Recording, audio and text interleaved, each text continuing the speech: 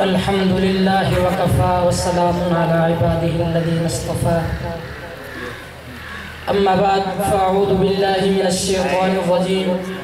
بسم الله الرحمن الرحيم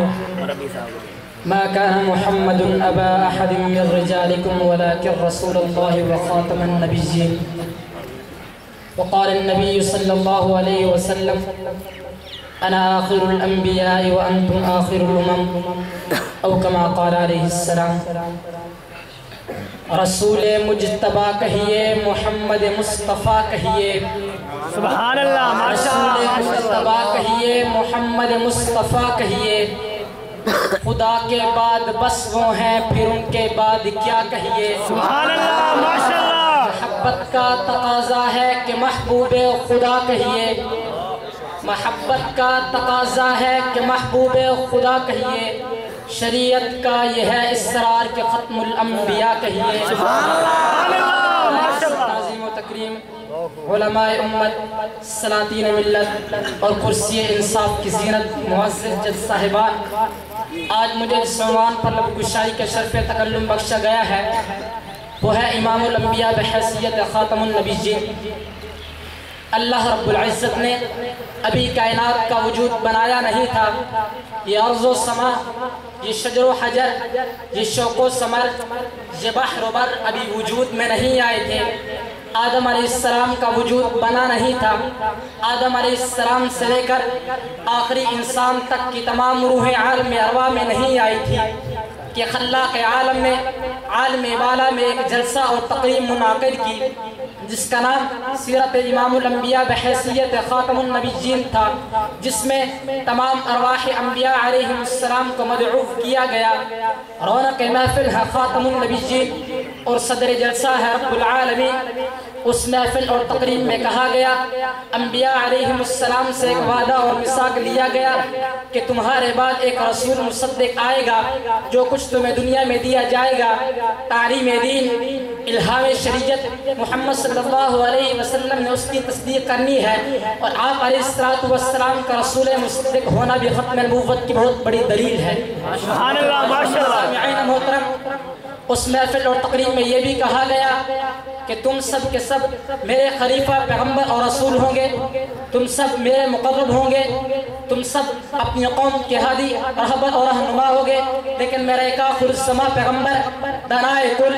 ہادی سبل باعث تخلیق کائنات فخر موجودات آنے والا ہے تمہاری پیغمبری اس وقت تک قابل قبول نہیں ہو سکتی تم اس وقت تک قابل مبعوث نہیں ہو سکتے جب تک تم پیغمبر آخر السما کو خاتم النبیین تسلیم نہیں کر لیتے محترم و مکرم موضوع ہے امام الانبیاء بحیثیت خاتم النبیین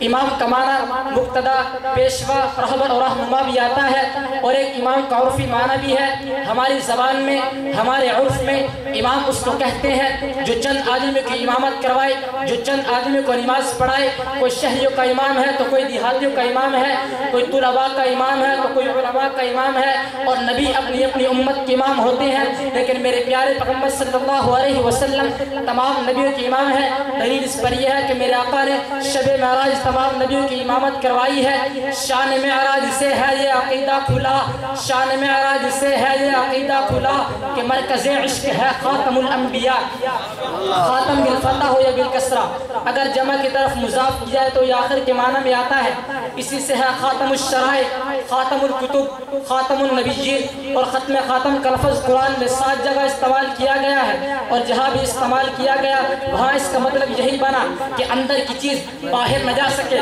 اور باہر کی چیز اندر نہ سکے تو مطلب یہ بنا کہ آپ علیہ السلام سے بیشتر انبیاء کی فہرست میں سے کسی کو خارج نہیں کیا جا سکتا اور آپ علیہ السلام کے بعد نبیوں کی فہرست میں کسی کو داخل نہیں کیا جا سکتا اور خاتم کا معنی مہر بھی آتا ہے کہ آپ علیہ السلام تمام نبیوں پر مہر ہے جب کسی خط یا تحریر کے آخر میں کوئی مہر لگا دے تو یہ اس بات کی علامت ہوتی ہے کہ اس کے بعد کوئی تحریر نہیں اگر کوئی لکھے گا تو لکھنے والا خائن ہوگا وہ تحریر جھوٹی ہوگی اسی طرح آپ علیہ السلام خاتم النبیین ہے سلسلہ نبوت پر بذات خود مہر ہے اور اللہ رب العزت نے آپ کے کندھے مبارک پر مہر نبوت ہی نہیں بلکہ مہر ختم نبوت لگا کر یہ ثابت کر دیا کہ آپ علیہ السلام اس دنیا میں بحیثیت خاتم النبیین تشریف لائے ہیں عقیدہ ختم نبوت ایک اساسی اور بنیادی عقیدہ ہے قرآن مجید کی 100 آیات اور 210 احادیث اس سے متعلق مروی ہیں۔ اس عقیدے کی اہمیت اور فضیلت کا اندازہ امر باری سے لگایا جا سکتا ہے کہ کسی مذہب میں عقیدہ ختم نبوت کا تصور نہیں کیا جا سکتا۔ فائد اسلام ایک ایسا مذہب ہے جو عقیدہ ختم نبوت سے جگمگا رہا ہے اور اس بات پر پوری امت کا اجماع ہے